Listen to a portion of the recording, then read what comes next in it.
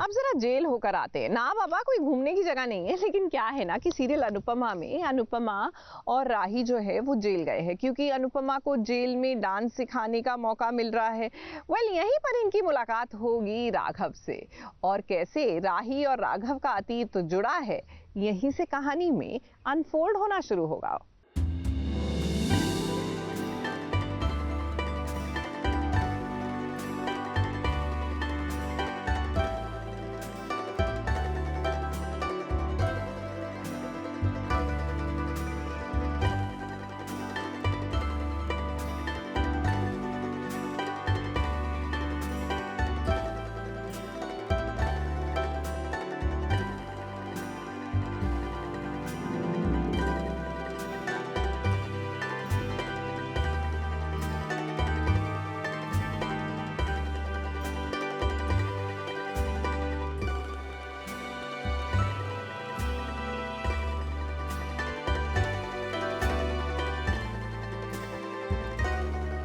अनुपमा की जिंदगी में नया तूफान आ गया है और ये तूफान अनुपमा की पूरी जिंदगी बदल देगा।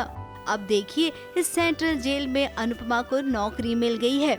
आज पहला दिन है और पहले दिन ही अनुपमा के साथ राही भी आई है।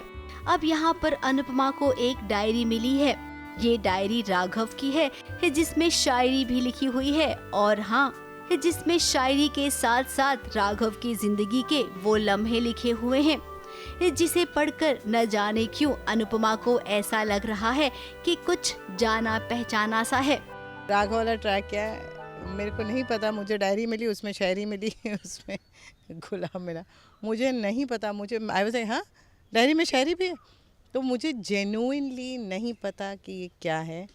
I just know that Raghav is another individual and जैसे लोगों की कहीं ना कहीं कुछ पिछले जन्म का कनेक्शन होता है, कोई कहानी कहीं से जुड़ जाती है, वैसा ही है। मुझे जेन्युइनली नहीं पता। वहीं राही और अनुपमा राघव की जिंदगी के बारे में बहुत कुछ जानना चाहते हैं। अब अनुपमा, जब आपकी नजर पड़ ही गई है राघव पर, तो हम जानते हैं कि आप पूरा चिट्ठा पिट्ठा खोलकर ही मानेंगी।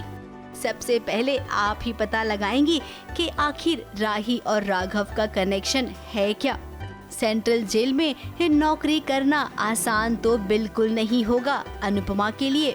वहीं मुबारकबाद दे दीजिए राही और प्रेम को, क्योंकि वो अपने नए घर में अब आ चुके हैं।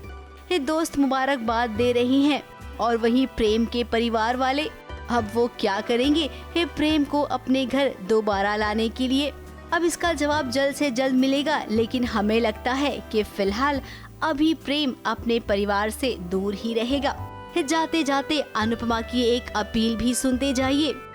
पानी पीजिए। जल जो है प्रकृति का सबसे बड़ी औषधि है, और पानी पीजिए काफ़ी सारा, 3-4 लीटर पानी पी लीजिए।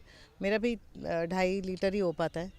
कोशिश कर लूँ कि 4 लीटर तक पी लो तो स्किन अच्छी रहेगी, हाइड्रेट लगी। बेबी नारियल पानी P low, juice P low, ये सब नहीं होता। सिंपल है, नींबू शरबत पीजिए, पानी पीजिए, रूह अफ़ज़ा है वो पी लीजिए।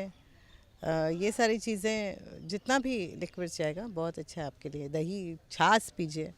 बस हर साल की तरह आप सब से हाथ जोड़कर यही विनती करती हूँ कि ये पशु पक्षी हैं और पेड़ कम होते जा रहे हैं। The green cover is becoming less. आपके घर के आसपास जो प्राणी हैं, चाहे वो डॉगीज़ हों, कैट्स हो, भूख प्यास सभी को लगती है। भगवान ने भूख सभी को दी है। बस आप माँ अन्नपूर्णा का काम कीजिए और उन बेज़ुबानों के पेट को भरिए। 2 रोटी डाल दीजिए, और पानी तो ज़रूर रखिए अपने आसपास। चाहे तो बाल्टी भर के रख दीजिए, कोई पुराना पतीला हो या कुछ हो उसको रख दीजिए। और अगर खाना डाल सकें, बिस्किट डाल सकें, जो भी डाल सकें। ज़रूरी नहीं कि आप जाके डॉग फूड नहीं ख़रीद सकते, कोई बात नहीं, लेकिन अगर if you can afford it please put dog food. लेकिन 2 रोटी भी खिला देंगे, चाहे वो साईं बाबा हो, चाहे वो कोई भी भगवान हो। उन्होंने ये कहा है कि पहले घर की पहली रोटी आप गौ माता को खिलाएं, आप श्वान डॉगीज़ को खिलाएं, आप जानवरों को खिलाएं, कौवे को खिलाएं। तो ये हमारे जो पूर्वज कहते हैं, कह के गए हैं, उसके पीछे कोई रीज़न होगा। तो प्लीज़ इनकी ब्लेसिंग्स मिलती है, आपका परिवार प्रोटेक्टेड रहता है, तो प्लीज़ इनका ध्यान रखिएगा। इन गर्मियों में बहुत ज़्यादा गर्मी होने वाली है, हम पंखे के नीचे बैठकर भी बहुत गर्मी है करेंगे, तो ये तो बेचारे बाहर रास्ते पर रहते हैं। अनुपमा की इस अपील को आप सबको जरूर मानना चाहिए। मुंबई से शिवानी सिंह के साथ एबीपी न्यूज रिपोर्ट।